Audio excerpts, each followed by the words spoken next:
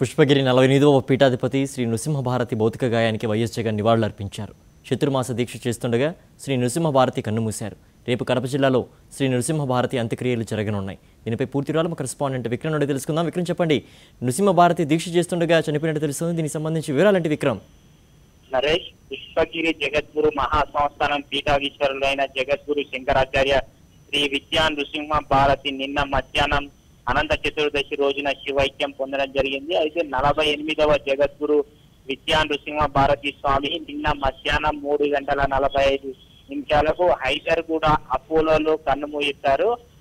రేపు కడప జిల్లా పుష్పగిరిలో అంత్యక్రియలు చేసినట్లు నిర్వాహకులు తెలిపారు. దీనికి సంబంధించి పీఠాధిపతి ఈ పీఠానికి సంబంధించి ఉత్తరాధికారిగా వ్యవహరిస్తున్న విద్యాశంకర భారతి స్వామి ఈ పీఠ పరంపరను ముందుకు తీసుకొస్తారని నిర్వాహకులు తెలిపారు. అదేవిధంగా ఈ వైఎస్ జగన్మోహన్ రెడ్డి విద్యా నృసింహ భారతి స్వామి భౌతిక గాయాన్ని సందర్శించి నివాళులు అర్పించారు.